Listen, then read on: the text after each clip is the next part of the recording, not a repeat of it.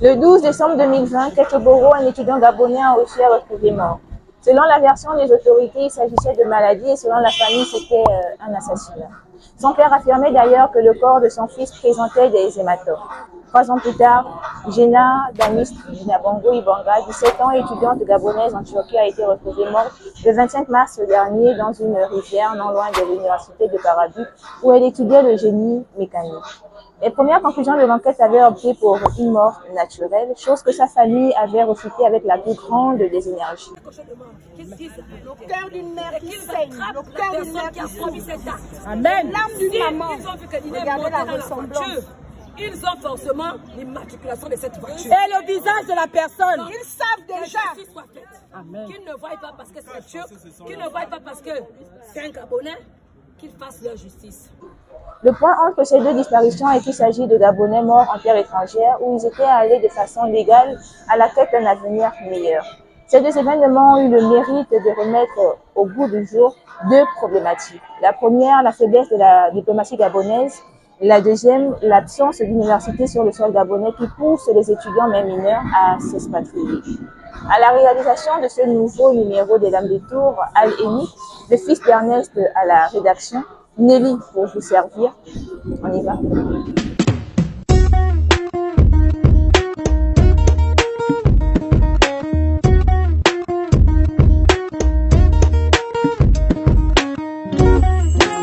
De base, les ambassades ont pour mission d'être les représentants d'un État dans un autre. Par exemple, si vous avez l'ambassade du Bénin au Cameroun, cette ambassade est d'abord présente avant tout pour les Béninois qui résident dans ce pays. En fait, pas de Béninois au Cameroun, pas d'ambassade dans ce pays, sinon à quoi ça servirait? Le rôle de l'ambassade peut donc se résumer à prendre soin des compatriotes qui sont venus représenter en accord avec les lois du pays d'accueil.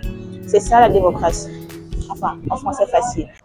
Seulement, force est malheureusement de constater que des Gabonais subissent parfois des injustices dans les pays où ils s'expatrient, sans même que leur représentation diplomatique ne fasse peser de son poids. Souvent, il peut s'agir d'expulsions illégales, d'arrestations arbitraires et même de meurtres, malheureusement. Outre les cas cités en intro, il y a eu plusieurs Gabonais assassinés ça et là dans différents pays sans réelle justice. Mais pourquoi la démocratie gabonaise est si faible? Pourquoi elle ne fait peur à personne? Le cas Ketchoboro a complètement été ignoré, genre on a tout oublié quoi. Les Gabonais de l'étranger sont comme ces enfants qui jouent dans la cour et qu'on peut facilement brimer parce que personne ne viendra prendre la part. La preuve, les manifestants à l'ambassade de Turquie au Gabon avaient été sommés de quitter les lieux par la police gabonaise. Ils viennent de nous donner 5 minutes. Ils viennent de nous donner 5 minutes pour dégarpir. Non, regarde. Triste est la vie. Si on revient sur le cas de Dina, comment un pays sérieux qui craint et respecte le pays de la personne assassinée va parler de noyade comme conclusion d'une enquête en sachant à quel point il peut faire froid la nuit. Et là, on te parle de moins de 5 degrés, le tout loin de chez elle. Comment une telle conclusion a pu être mise au devant de la scène? Telle est la question. Toutefois, au milieu de cette sombre et triste affaire, une petite lumière jaillit, notamment avec l'arrestation d'un Turc et 3 personnes sous contrôle judiciaire. Aujourd'hui, nous avons la certitude qu'il s'agit d'un assassinat. Grâce à l'action diplomatique du Gabon, qui a poussé les autorités turques à mener plus loin les enquêtes. C'est un dossier que nous suivons pas à pas au quotidien, avec l'ambassade du Gabon en Turquie. Et je peux vous dire qu'à l'heure où nous parlons, on n'est plus au stade de suspect. L'un des individus a été arrêté et écroué.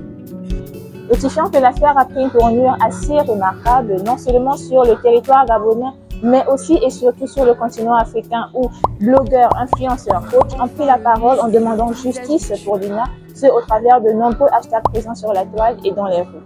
Certains auraient même témoigné tout en demandant aux parents de ne plus envoyer leurs enfants à l'étranger, ce qui nous emmène à toucher du doigt notre deuxième problématique, à savoir l'expatriation des étudiants gabonais en pays étrangers. En effet, le Gabon aujourd'hui ne nous offre que 3 options en matière d'université. Université Omar Bongo, Université des sciences de la santé de Vando et Université polytechnique de Baya. Contribuant ainsi malheureusement à l'échec, car comment demander à un élève de suivre les cours dans une salle de classe bondée d'étudiants?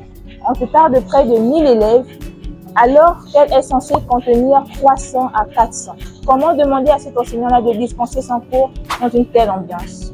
Sans compter les grèves incessantes qui font qu'une année universitaire s'étend sur 3 à 4 années au lieu d'un an. Les biseautages des classiques sur les blés et bien d'autres encore. Pourtant, en 2010, des fonds avaient été alloués suite aux travaux du projet du président de la République, projet de construction des universités de Mouila, Port-Gentil et Oyem, qui aujourd'hui est malheureusement resté sans suite, causant ainsi un exode universitaire. Après, vous me direz certainement que le pays compte aussi de nombreuses écoles supérieures, oui. Mais pourquoi dépenser près de 2 millions de francs, par exemple, pour une école qui t'offre peu, comparée à celle de l'étranger?